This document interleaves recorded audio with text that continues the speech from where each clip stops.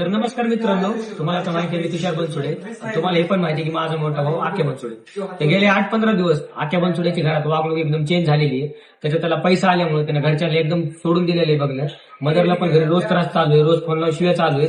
तो म्हणतोय आता त्याचा पैसा भेटलाय तर त्याचं वेगळं झालेलं आहे. त्याने लग्न केले त्याचं वेगळं राहतोय त्याचं तो.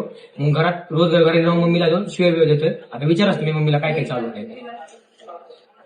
आणि आख्याची मम्मी आहे. आख्याचा इतका त्रास असतो ना घरी येऊन घाण शिव्या देतो. खालच्या दराला जाऊन शिव्या देतो. बुधवार पेठात जाय म्हणतो मला, 150 रुपयावर धंदा कर, तू माझी मम्मी नाहीस, तुला मम्मी म्हणायची लाज वाटायली मला, असं बोलतो ते घरामध्ये. तुम्ही त्याला आख्या समजून वगैरे सगळ्यांनी डोक्यावर घेतलंय, पण त्याचं काहीच नाहीये. घरामध्ये जसा बाहेर जसा वागतो तसं घरामध्ये काहीच वागत नाहीये. ते खूप त्रास आहे त्याचा मला.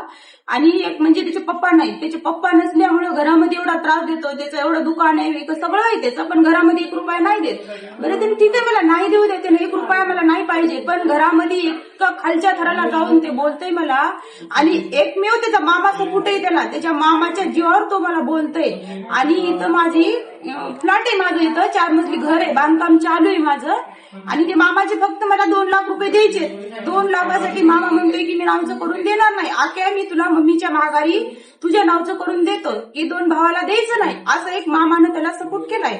आणि मामाच्या जीवावर तो मला बोलतोय. ते सख्खा भाऊ आहे माझा, मला मिस्टर नाहीये, 3 जण भाऊ